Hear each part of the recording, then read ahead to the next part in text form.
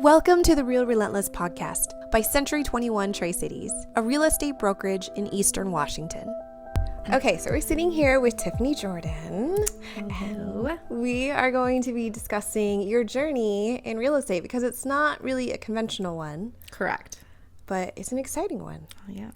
All right. Let's do this. I'm excited. It is. It's been a journey, and I'm very grateful for the path that's been given to me. So you originally came on at least to Century 21. Correct. With Kelly Gravenson, who is one of our top agents. Mm-hmm. And you started kind of as her right hand. Correct. When I joined Century 21, it was a little over 3 years ago. And that journey took us to a completely different world. I came in partnering up with her, just kind of getting my feet wet. And it quickly evolved into a full-time career overnight. And in those 3 years, I've closed a little over 100 homes.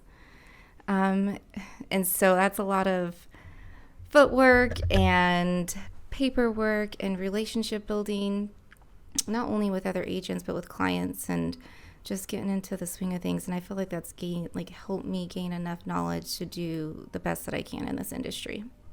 For sure. Mm-hmm. And so you say overnight. And so did you realize, when you joined and you committed that this was going to happen, you're just going to go 100 miles an hour? No, not necessarily. I knew eventually I'd want to be there. I just wanted to make sure that I was able to, have family life and work life, and learn how to transition into it. And it just happened to be a perfect time in the market to where I was able to just jump in head first and learn that way, getting my hands wet and my feet wet. Is that the right way to say that? My hands wet. So that's kind of how my journey started. So for those of you who don't know, with Kelly Gravenson at the time, she was representing a builder. And so you coming on and already kind of, learning from one of the top agents, so one of the best in the industry, and then also having a builder on hand. Correct. And so being able to work with a builder coming into this industry, especially Polish homes in particular in West Cliff Heights, was an amazing opportunity. We would be there Thursday morning. Every Thursday morning, we're walking every single home, new construction. No matter if it's rain or shine, snow, we'd wear snow boots. We were there walking every single home every morning on Thursdays so that we can make sure that everything is where it should be, and we're doing our due diligence as agents to make sure that we're representing the builder in the best way that we could. And then we jump in our trucks and put our heels on and go to the next one, So it was something that I truly enjoyed, and I do miss those Thursday morning walks. We would meet with the production team, and we just go through checklists, and just making sure that everything's on point, that the way it should be, so that everything's closed smoothly. So that's another thing. So you and Kelly, you seem to be quite the dynamic duo. Yeah. And so you talk about, putting on your heels and then in your truck. So you both have these two ginormous trucks. Yeah. So I drive a Chevy Silverado 2500 Duramax. It's gorgeous. I love it. Diesel prices are not my friend right now. I would love to possibly invest in a commuter car of some sort. Still got to keep that Tiffany style, I guess. I love my trucks though. I haul things all the time, horses, toy haulers. I mean, you name it, I can haul. I've been hauling stuff since I was 13. So I grew up with horses, and my dad, can't get him in trouble now. It happened then, but I remember I had a horse show I wanted to go to, and I think I was 15, and he was like, well, I got to work, so you go do it. And I'm like, sweet. Hauled back that trailer in because he's been teaching me since I was 13. So it was kind of I loved it. But anyhow, I like my trucks. She likes her truck. She does the black trucks. And yeah, kind of have our little thing with our trucks. That's the right way to say that. I know. It's very, I guess adorable wouldn't be the word, but it's very cute seeing you guys in your trucks pulling up. And so how long have you been riding horses and, and all that? Since I was a little girl. My dad had horses a couple times growing up, And so he kind of had a little bit of knowledge on that, but it was just something different for me. And growing up in the church, there was quite a few people who were in the horse world, and one who took me under her wing and just showed me all the ropes, and I learned a lot. She was left-handed at the time, and I guess she still is, but I learned everything left-handed. And so I was young doing that. So even when I started doing sports growing up, I So you were goofy. Yeah, I would be like, I would do something this way, and I didn't even realize what I was doing because that was just the way I was taught. And yeah, Oh, that's interesting. funny. Mm-hmm. So as an outsider looking in as far as horses go, I always feel like you have to have a certain type of temperament to work with horses. Yeah. You have to have a certain type of aura. And so you do have this soft, natural aura that people just kind of nuzzle into. So do you think that that has helped you as far as being in real estate and working with people as well? And so instead of like herding horses, can you like direct people? Does that work to your favor? I would say so. I feel like that's given me compassion and one of those situations where you're kind of like, okay, this is what I need to do for the day. How do I get there? And how do I do it gracefully is, I think, the biggest thing. Because when you have clients purchasing a home or selling a home, it's a huge transaction in their life. And they're trusting you to be able to know what you're doing, have the knowledge to have their back, and give them the best possible outcome that you can. And I feel like with my journey, I've been able to gain that knowledge to do so for clients. And I think a lot of, when I came on as a fully licensed realtor. It was me partnering up with her so that we could create an amazing business, which we did. And it was an amazing opportunity. We're working independently now, which is I'm grateful for, because now I'm able to take all this knowledge that I've learned and take it on to my own field of my career. I know. So what started that? What made you feel like, okay, now I'm ready to be, independent and full-time individual licensed realtor? I think it's a two-way street. It's where you see where your growth is going, and you know at what point it's time to make those decisions. I was listening back to some podcasts on some other agents, and the way that they described their relationship was honest, and it was like straight to the point, and I love that. But they also worked very closely together. So I know if I needed something tomorrow, she'd be there in a heartbeat. Same thing with anyone else in this office. They've helped me out with open houses or showings, anything that we need. I feel like that's one of the biggest things that I've been able to gain with all of that, is being able to have relationships with people help you. Aw, I hope so. Yeah. Century 21 is awesome. So did you have what were your hesitations before you joined? So obviously, work-life balance, having 3 kiddos, and horses and other hobbies. So what was that like in the beginning? You can be honest. It was, I'm still figuring out. Like, I have routines, but I'm still figuring it out. Our life is forever changing. This last fall, my husband's schedule changed again. And so with that changing, it's always changing. So I feel like I'm still figuring it out. I really don't have that exact answer, but for the most part, I feel like I'm able to manage it to where if I'm in the office, I should be working, and I should be able to nail out items as opposed to lingering on for 10 hours a day. You can do so much work in 3 to 4 hours or 5 hours as opposed to an entire day.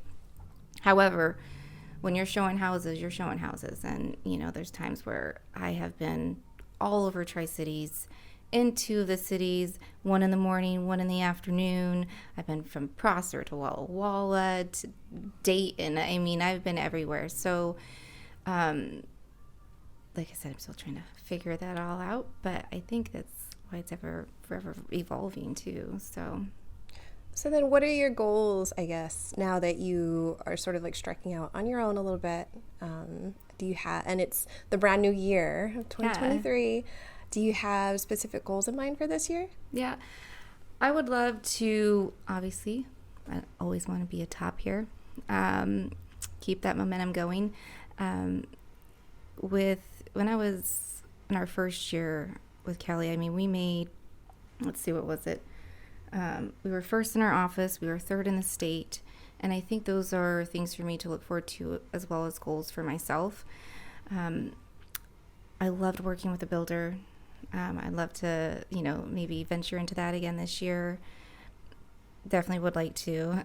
I think new construction's fun. Resale is passionate too. I mean, anytime you get into resale, these are people who have typically lived in their homes and they've made memories, and you have your new clients going in trying to make their own memories. And so those ones are a little more personal sometimes, which I have found that and in this industry, every decision that you make for your clients, put yourself in their shoes.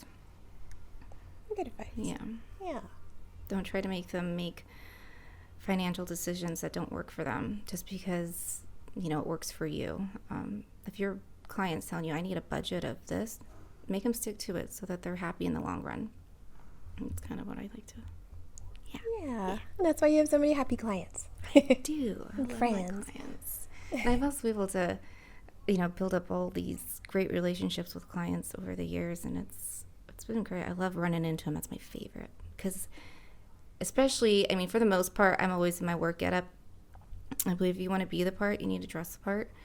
And in a sense of, if you're showing houses, it's one of the things our brokerage also instills is you're showing houses, they should know who the realtor is and who the homeowner or the potential buyer is.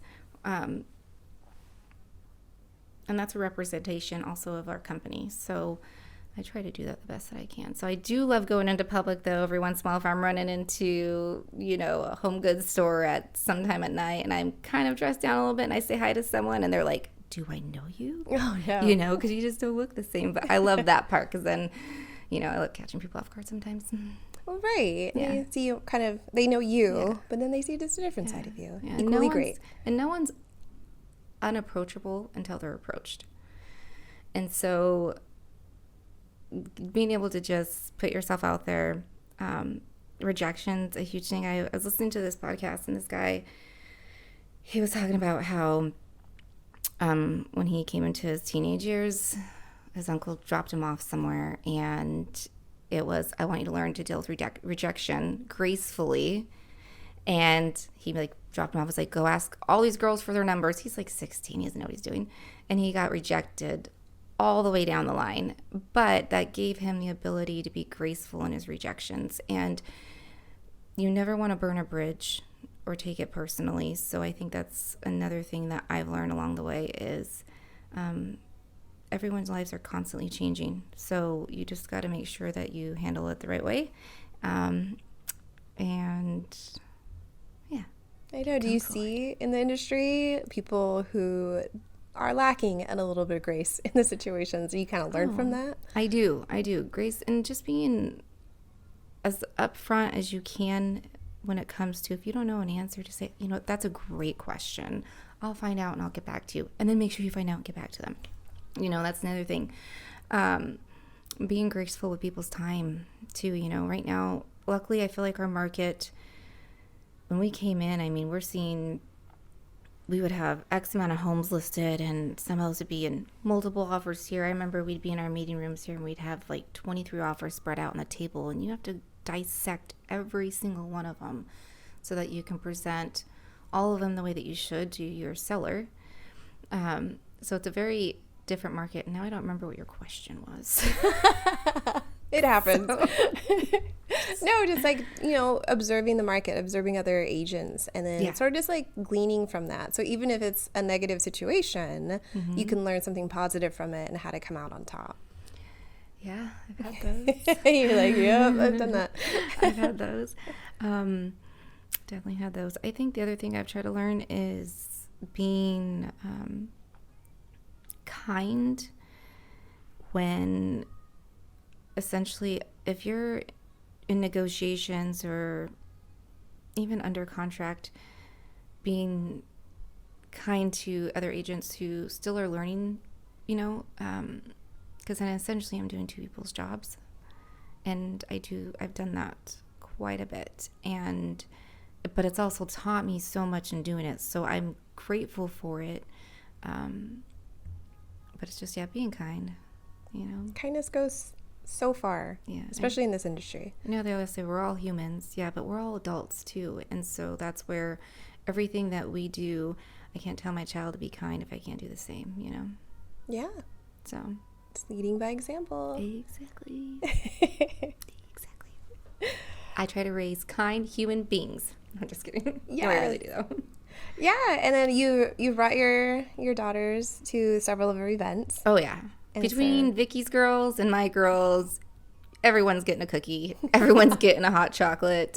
Whether you want one or not, you're getting one. And I think that these little girls are seeing, as women in this industry being entrepreneurs, and they get to go out there and make that connection with that person. And they're little and they see it. And I love watching that. I love them being here helping out. It's a feel-good moment for me. I know. I was kind of wondering, so with your daughters, do they have that, I guess, knowledge and realization of what you do? Not just, like mommy goes out and sells houses, but the fact that like I am a girl boss and I go out and I sell $1 million houses and, and like I sell this many houses. I'm a top agent. Do they get like that kind of aspect, or do they just see you as this is my mom?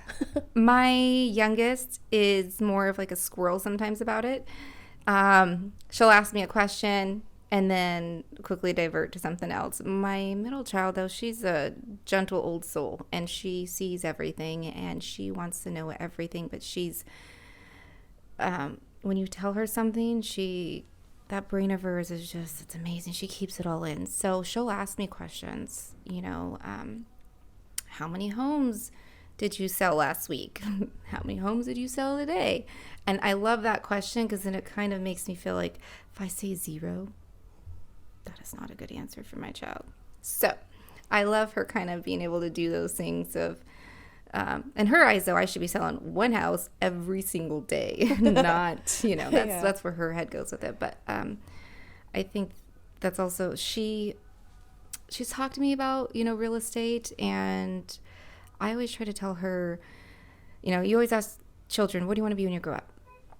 I do it a little differently. I say, what do you enjoy doing with your time? Because realistically, you're going to be spending about 50 to at least 70% of your life in your job. And if it's not something that you can be passionate about, you're not doing it right. So that's kind of my approach to it. What do you enjoy doing? And then we'll discuss it from there. Yeah. Very thoughtful, introspective Got all way. this knowledge in this brain ready to give it to everyone else out there. Let me know. There you go. I'm also a local therapist, unlicensed, of course. I'll take 15 minutes out of my day. Let me know what's going on. I'll give you the best advice possible. I had that happen the other day on my coffee and sip day. Oh, yeah. I had someone come and sit down. He's like, so let's talk. And it was just, some random question. And I'm like, that'll be $150. Thank you. Yeah. And for those of you who don't know, Century 21 does a sip and chat. That's So right. where you can come in and chat with a realtor. That's right. And yeah, so you've done a few, or was it? Yes. Okay. So, it's still something that's fairly new. So we're trying to find out what works for people's schedules. But it's a great opportunity if you're new to this buying process, you're new to the selling process. It's a great opportunity to come in, have a casual conversation. No one's pressuring you to buy a home. They're just educating you on the steps and what Century 21 has to offer you. And most importantly, what I have to offer you as an agent. I'm always trying to be in your corner no matter what. So if I can sit in front of you for 15 minutes and just give you a rundown of kind of how it works, it gives them a little bit of a pathway on how to succeed in their next purchase. Their first purchase or whatever purchase it is. But it's a great opportunity just to learn things. Yeah. I know, because a lot of times they have these misconceptions and they think we're just saleswomen. And like you said, we're just human beings. We want the best for you, and we truly do. And I do. And you have all this knowledge, expert knowledge. That's very true. And one of the things is when it's not just a transaction. It's never just a transaction. Your clients, they stay with you. And I mean, I still get phone calls from houses we closed 3 years ago, just random questions. And that's what we should be there for. And it's not just that, but it's reaching out. Happy Thanksgiving, Merry Christmas. Hey, it's so-and-so's 8th birthday. Happy birthday to your daughter. And it's just paying attention to those details, because they should be your friends. They should be your family, not a transaction. And that's why I'm not a saleswoman. Yeah. I try to make it as personal as possible. I sort of view the office sort of as a whole bunch of teachers, and so you have all these classes and students, and you keep in touch with them, and you see them grow up and start families and whatnot. My kids' friends call me Miss Tiffanie, so I guess I am a teacher. Yeah. My kids have very, I try to teach my kids to address adults the proper way. And so same thing in my own home. I'm like, your friend, my name's Miss Tiffanie, and tell her you can call me Mom, So it's the same thing in real estate, just being respectful and those things. But anyway. Yeah. All right. Well, thank you so much for sitting down and sharing your story with us. If someone wants to get a hold of you, how can they reach you? You can find me on social media, of course. Instagram, Tiffanie.J. Oh boy. Tiffanie.J. CT1. Facebook, Tiffanie Jordon. My email address is Tiffanie, TIFFANIE.J at c21-tc.com. Feel free to shoot me a text or call me on my cell, 509-627-9226. And of course, come down to Century 21 and have a cup of coffee with me. That's it for this episode of the Real Relentless Podcast. Thank you for listening, and we hope you'll tune in next time.